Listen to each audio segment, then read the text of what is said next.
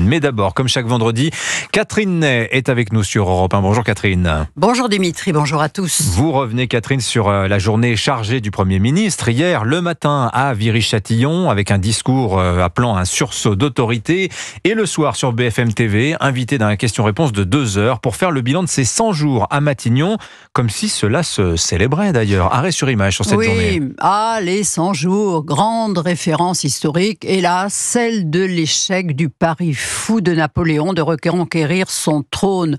Le 1er mars 1815, échappé de l'île d'Elbe, il débarquait à Golfe-Juan, traversait la France, acclamé sur tout le parcours par le peuple et l'armée, il arrivait à Paris, mais 100 jours plus tard, le 18 juin 1815, dénouement tragique, la défaite à Waterloo en Belgique, trahi par Ney et Grouchy, et victime aussi de la météo, des pluies diluviennes comme on n'en avait pas vu depuis des mois. Il repartait en exil à Sainte-Hélène jusqu'à sa mort. Il n'empêche, les 100 jours continuent de prospérer dans l'imaginaire politique. C'est sans doute une invention médiatique artificielle, comme si un président de la République avait le temps de mettre en œuvre quelque chose de mémorable ou de répondre à des promesses, ce qui n'augure d'ailleurs pas forcément des lendemains heureux du mandat. La loi, c'est vrai, sur l'abolition de la peine de mort date d'août 81, votée en septembre, 100 jours après l'élection de François Mitterrand.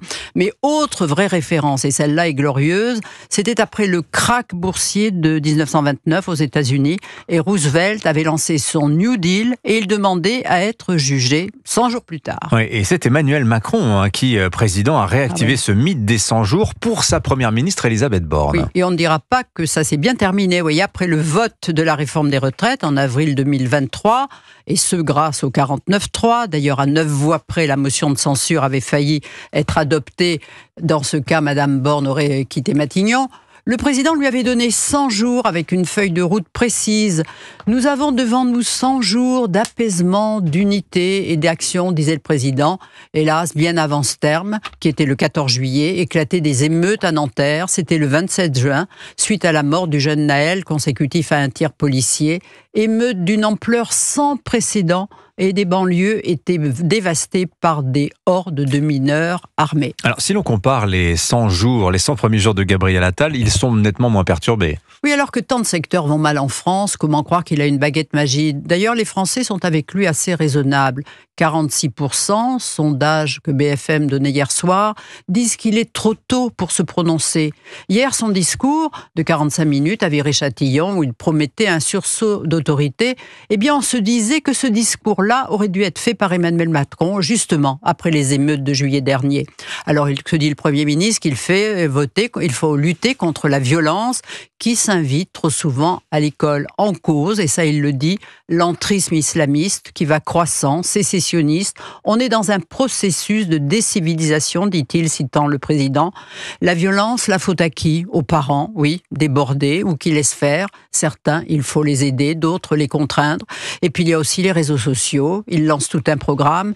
Mais sur la question de l'autorité, Gabriel Attal a un avantage. Il a posé sa marque comme ministre de l'Éducation. Il jouait encore d'un préjugé de fermeté avec l'interdiction de l'abaya ou l'envoi d'un gendarme dans une classe pour interpeller un élève perturbateur. Être ministre de l'Éducation fut sans doute le grand moment de sa vie. On le sentait hier soir.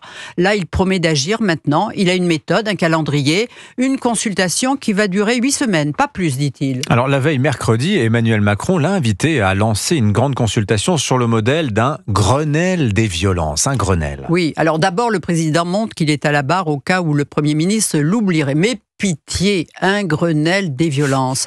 Le premier Grenelle date de fin mai 68. Vous savez, quand le pays était bloqué, grève générale, usines fermées, les écoles, pas d'école, pas de train, pas d'essence, lâché en lit, force neuve sur l'échelle de Richter. Eh bien, pour remettre la France au travail, Georges Pompidou avait négocié durant 25 heures non-stop avec les syndicats au ministère du Travail, rue de Grenelle, voilà, d'où vient l'appellation, avec pour résultat une ouverture des vannes budgétaires, un SMIC horaire, puisqu'il n'était pas encore mensualisé, augmenté de 35%, les salaires de 7%, hausse des prestations familiales, de la retraite des vieux, réduction du temps de travail de 48 heures à 46 heures hebdomadaires. Vous voyez, la note fut lourde, mais à l'époque, les caisses étaient pleines et la France n'était pas endettée. Alors conseiller à Gabriel Attal de faire un Grenelle sous-entendrait qu'on en a les moyens. Hélas, aujourd'hui, les caisses sont vides et la France, on connaît son endettement. Oui. Donc les 100 jours, les Grenelles, basta, il faut inventer autre chose. Signature Europe 1, Catherine Ney, et un Grenelle de 8 semaines, cette fois-ci, contre, vous avez dit, 25 heures en 1968. Très intéressant.